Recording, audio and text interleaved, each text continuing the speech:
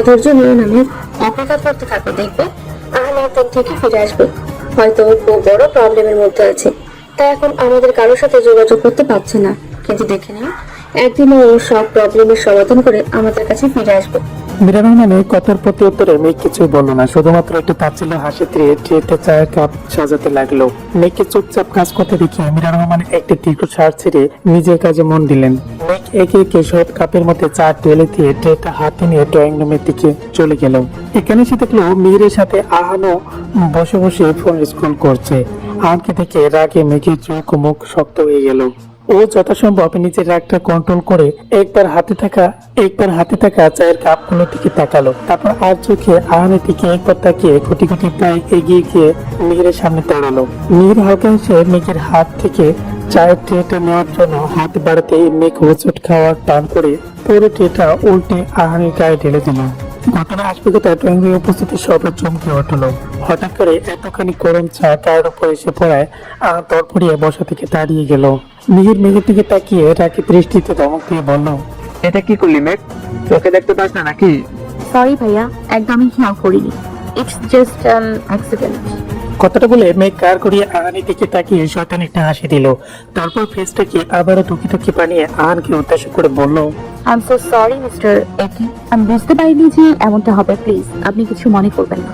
মেঘের কথা শুনে আহান মেঘের দিকে তীক্ষ্ণ দৃষ্টিতে তাকালো, তারপর চিপিয়ে বলল, ইটস ওকে ম্যাম, এতটা অনুতপ্ত হওয়ার কিছু নেই, আমি কিছু মনে করিনি। কথাটা বলে আহান হন করে সিঁড়ি দিয়ে উপরে চলে গেল। আহানের যাওয়ার দিকে তাকিয়ে মেঘে একটা প্রশান্তির হাসি হাসলো।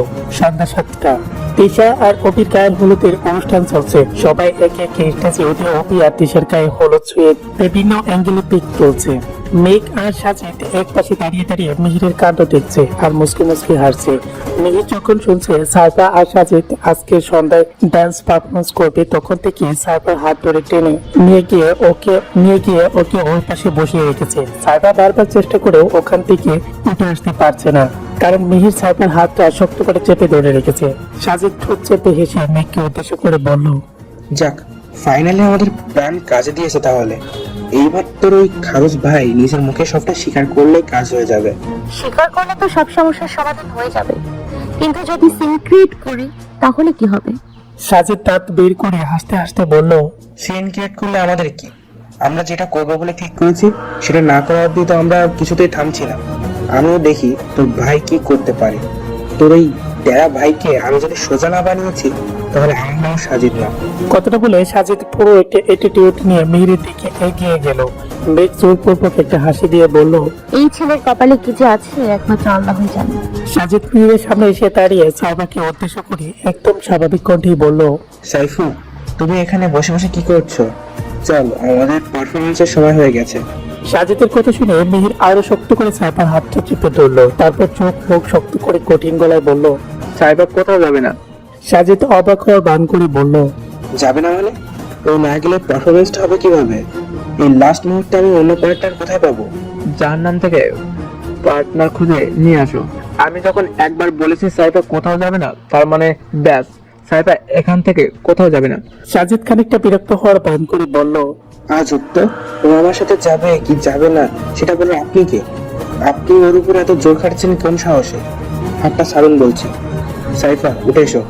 কথাটা বলে সাজিদ সাইফার হাত ধরে টান দিয়ে ওকে দাঁড় করালো বসা থেকে। সাজিদের এমন কাটে মিহির আর নিজের ডাকটাকে কন্ট্রোল করতে পারলো না। ও সাইফার হাত ছেড়ে দিয়ে বসা থেকে দাঁড়িয়ে সাজিদের মুখে জোরে একটা ঘুষি দিল। আচমকা এত জোরে ঘুষি মারায় সাজিদ নিজেকে সামলাতে না পেরে মাটিতে পড়ে গেল। ঘটনা আশঙ্কায় ওখানে উপস্থিত সব মানুষ স্তব্ধ হয়ে গেল। মেঘ মুখ চেপে ধরে হতভম্ব হয়ে দাঁড়িয়ে আছে। ও আগে বুঝতে পেরেছিল এমন কিছু একটাই হবে।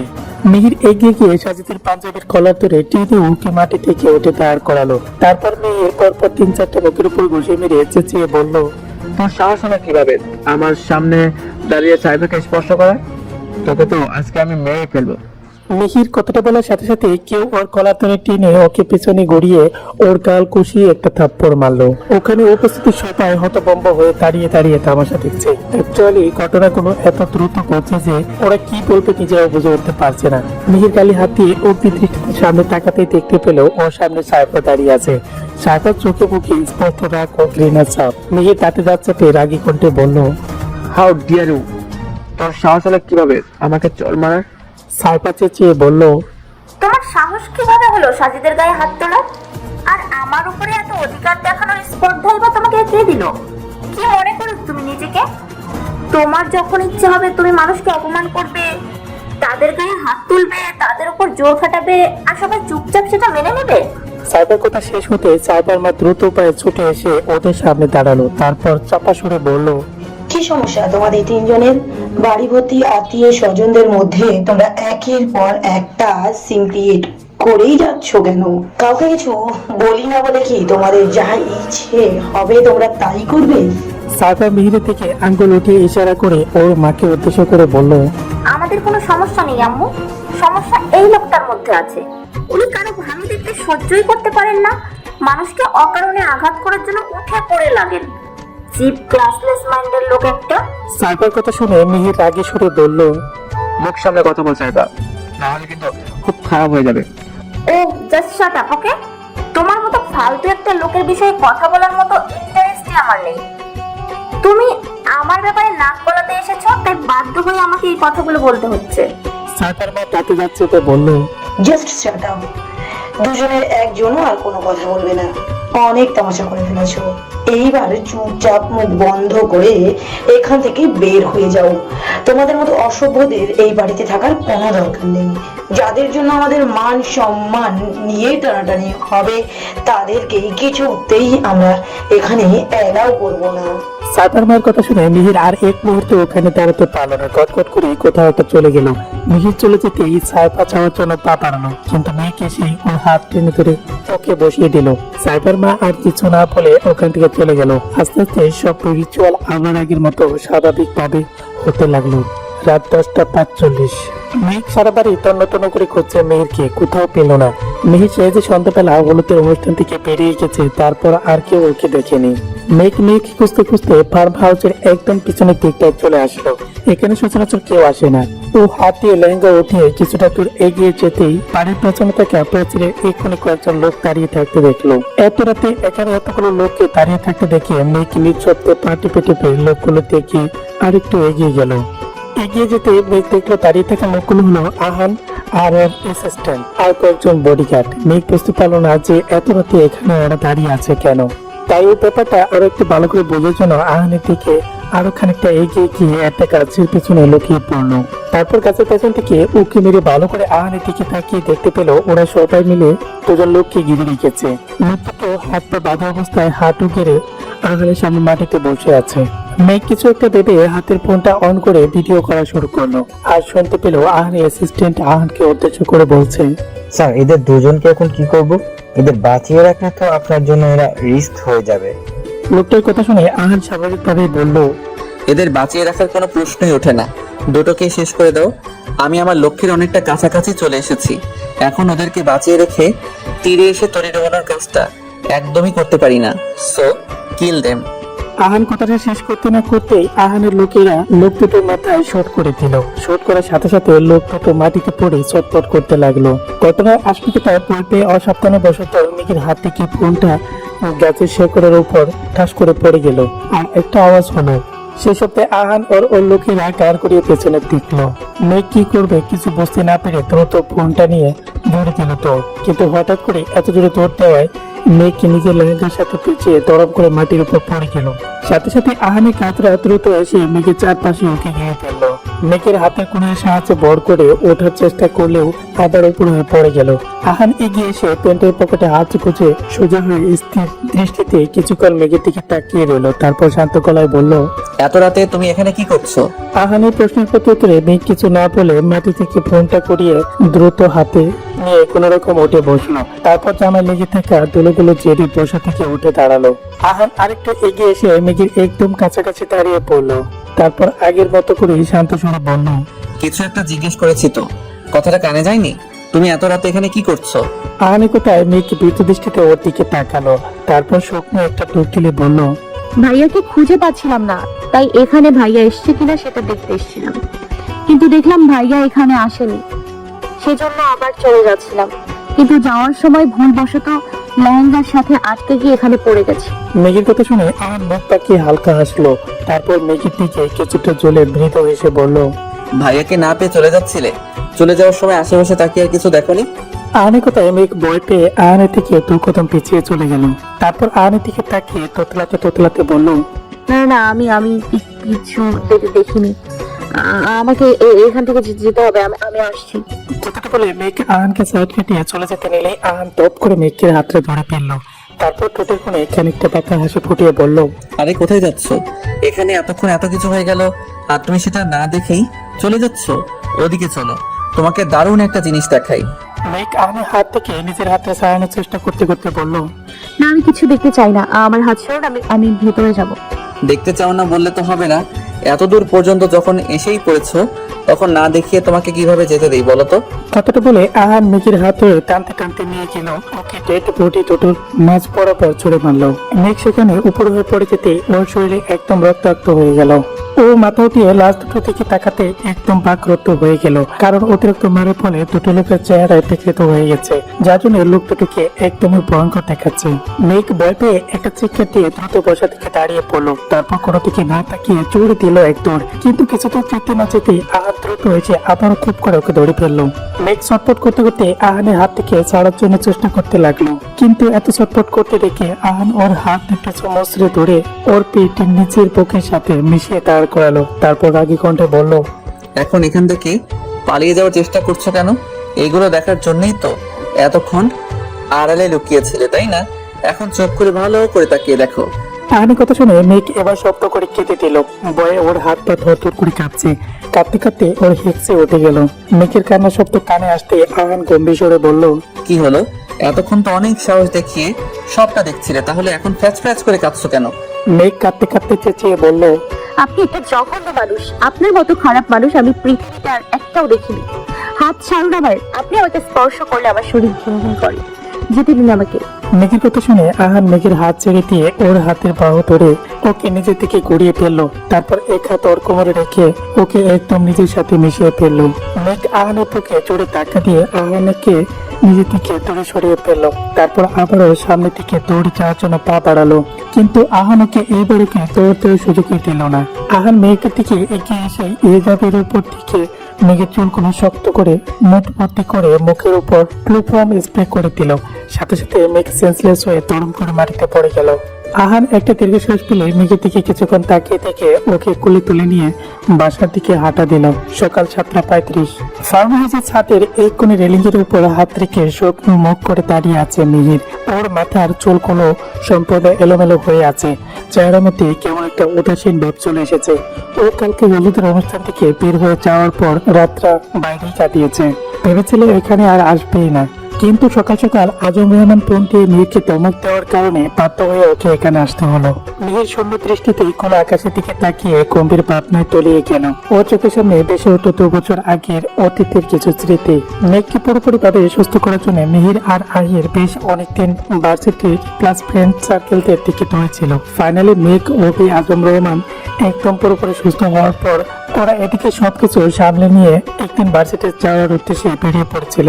কিন্তু রাস্তার মধ্যে আহিরের আর মিহিরের ওদের ফ্রেন্ড গ্রুপের সব ফ্রেন্ডদের সাথে দেখা হয়ে গিয়েছিল।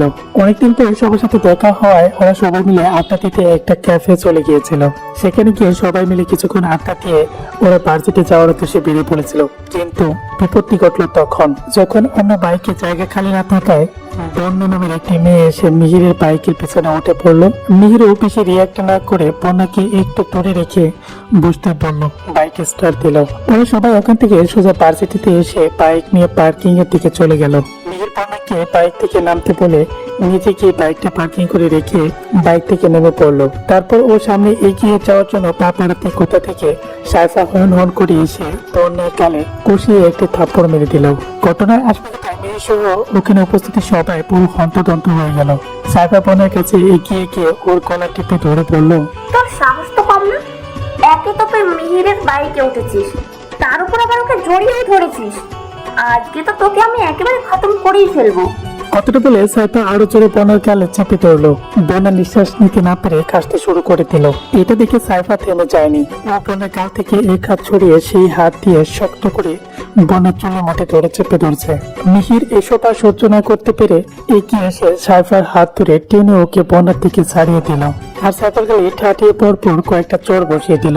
তারপর মিহির রাগের মাথায় সাইফাকে ছেঁচড়া, ছোট লোক, ক্যারেক্টারলেস এইসব বলে পুরো ভার্সিটি সবার সামনে অপমান করেছিল। কিন্তু মিহিরের এসব কথার প্রতি উত্তরে সাইফা সেদিন কোনো কথাও বলেনি। শুধু স্তব্ধ হয়ে মিহির দিকে ফ্যাল করে তাকিয়ে থেকে ও সব কথাগুলো শুনে গেছে। তারপর চুপচাপ মাথা নিচু করে ভার্সিটি থেকে বের হয়ে গিয়েছিল। তার কিছুদিন পর মিহির জানতে পারলো সাইফা একদিন দেশ ছেড়ে চলেই গিয়েছে। খবরটা শুনে কেন যেন অর্চনার কারণে মিহিরের বুকের মধ্যে মোচড় দিয়ে উঠেছিল, কিন্তু ও তখনও এই অদ্ভুত ফিলিংসের কোনো কারণ খুঁজে পায়নি। তবে আস্তে আস্তে যতদিন যাচ্ছিল তত মিহির সাইফার শূন্যতাটা অনুভব করছিল। ওকে ভীষণভাবে মিস করা শুরু করেছিল, কিন্তু নিজের ইগোর কারণে এই কথাটা কাউকে বলতে পারেনি। সাইফা যেদিন লন্ডন থেকে ফিরে এসেছিল সেদিন বেশি খুশি হয়েছিল মিহির, কিন্তু এই যে নিজের সো-কল্ড ইগোর কারণে সেই খুশিটা সবার কাছ থেকে আড়াল করে রেখেছে। ইনফ্যাক্ট নিজের এই ইগোর কারণে ও কখনো সাইফাকে বলতেই পারেনি ও যে সাইফাকে কতটা ভালোবাসে। হ্যাঁ, ও সাইফাকে ভালোবেসে ফেলেছে। সাইফা শূন্যতা অনুভব করতে করতে কখন যে মিহির সাইফাকে নিজের মনের মধ্যে জায়গা দিয়ে ফেলেছে সেটা ও নিজেও বুঝতে পারেনি। যখন নিজের অনুভূতিটা ও উপলব্ধি করতে পারলো তখন সেটা কেউ মুখ ফুটে সাইফাকে বলতে পারলো না। কিভাবে বলতো? যে মেয়েটাকে সব সময় অপমান করছে, গায়ে হাত তুলেছে, তার সামনে দাঁড়িয়ে কিভাবেই না ভালোবাসার কথাটা বলতে। এসব ভাবতে ভাবতে মিহির একটা দীর্ঘশ্বাস পেল। হঠাৎ কেউ পেছন থেকে এসে মিহিরের কাঁধে হাত রাখলো। মিহির গাড়ি ঘুরিয়ে পাশে তাকিয়ে দেখলো ওর পাশে সাজিদ দাঁড়িয়ে আছে। সাজিদকে দেখে মিহির ওর দিকে তীক্ষ্ণ দৃষ্টিতে তাকালো। সাজিদ হালকা হেসে ওর কাঁধে চলানো ব্যাগটা কাঁধ থেকে নামিয়ে ছাদের এক পাশে রেখে দিল। তারপর প্যান্ট থেকে ফোনটা বের করে ফোনের গ্যালারিতে গিয়ে একটা পিক বের করে সেটা মিহিরের সামনে তুললো। মিহির ফোকাসকে তীক্ষ্ণ দৃষ্টিতে ফোনের স্ক্রিনের দিকে তাকালো। ফোনের স্ক্রিনে হোয়াইট গ্রাউন্ড পড়া একটা হাস্যোজ্জ্বল মেয়ের পিকটা বেশি উঠেছে। সাজিদ ঠোঁট প্রসারিত করে একটু হেসে মেয়েরকে উদ্দেশ্য করে বলল, এই যে মেয়েটাকে দেখছো, এই মেয়েটার নাম লাবণ্য, মাই ফার্স্ট অ্যান্ড লাস্ট লাভ। কথাটা বলে সাজিদ ফোনটাকে নিজের দিকে ঘুরিয়ে ফেললো। স্ক্রিনের উপর তো একটা চমক খেলো। তারপর ফোনটাকে অফ করে আবারও প্যান্টের পকেটে রেখে দিল। মিহির অবাক দৃষ্টিতে সাজিদের দিকে তাকিয়ে আছে, কারণ ও এতদিন ভেবেছে সাজিদ সাইফাকে পছন্দ করে, তাই ও সাজিদের প্রতি এতদিন রাগ ছিল। কিন্তু এখন দেখছে সাজিদ অন্য কাউকে ভালোবাসে। মিহিরের ভাবনার মধ্যে সাজিদ এগিয়ে গিয়ে রেলিং এর উপরে হাত রেখে শান্ত কণ্ঠে বলতে শুরু করলো, আমি যখন ইন্টার ফার্স্ট ইয়ারে পড়ি তখন আমার আর লাবণ্যের পরিচয় হয়। আমাদের দুজনের মধ্যে খুব ভালো ফ্রেন্ডশিপ ছিল। একজন আর একজনকে ছাড়া কখনো কোথাও যেতাম না। লাবণ্য আমাদের সাথে ক্লাসে পড়তো। আমরা দুজন এক আত্মার মতো ছিলাম। আমাদের মধ্যে একজন আঘাত পেলে আর একজনও কেঁদে দিত। এতটা গভীর ছিল আমাদের ফ্রেন্ডশিপ। একটা সময় আমাদের ফ্রেন্ডশিপ ভালোবাসায় পরিণত হলো। হুট করে লাবণ্য একদিন আমাকে প্রপোজ করে বসলো, আর আমিও সেটা অ্যাকসেপ্ট করে নিলাম, কারণ আমিও ওকে খুব ভালোবেসে ফেলেছিলাম। সবকিছু একদম ঠিকঠাকই চলছিল। আমাদের কলেজ শেষ করে ভার্সিটি লাইফে পা রাখলাম। সেখানে আমাদের দুজনের আরো অনেকের সাথে ফ্রেন্ডশিপ হলো। আমাদের ফ্রেন্ডদের বড় একটা গ্রুপ ছিল। সেই গ্রুপে রুহি নামের একটা মেয়ে ছিল। মেয়েটার সাথে আমাদের বেশ ভালো বন্ডিং ছিল। মেয়েটা মাঝে মাঝে আমাদের সাথে আমাদের বাড়িতে আসতো। সেটা লাবণ্য একদমই সহ্য করতে পারতো না। ওর সাথে প্রায় আমার এই ব্যাপারটা নিয়ে ঝগড়া হতো। ও সবসময় রুহির থেকে আমাকে দূরে থাকতে বলতো, আর আমি ওর এই কথাটা শুনে ওর উপর ভীষণ বিরক্ত হয়ে যেতাম। ওকে বকাঝকা শুরু করে দিতাম। একবার তো রেগে গিয়ে ওদের থাপ্পড় মেরে দিয়েছিলাম। থাপ্পড়টা খেয়ে মেয়েটা সেদিন অবাক হয়ে ড্যাব ড্যাব করে শুধু আমার দিকে তাকিয়েছিল। ওকে চটটা মেরে আমি নিজেও বোকা মনে গিয়েছিলাম। কথাটা বলে সাজিদ একটি দীর্ঘশ্বাস ছাড়লো। মিহির কপাল কোষকে সাজিদের দিকে তাকিয়ে আছে। ও এটাই বুঝতে পারছে না যে সাজিদ নিজের লাভ স্টোরি কেন ওকে শোনাচ্ছে। সাজিদ কিছুক্ষণ চুপ থেকে আবার বলা শুরু করলো,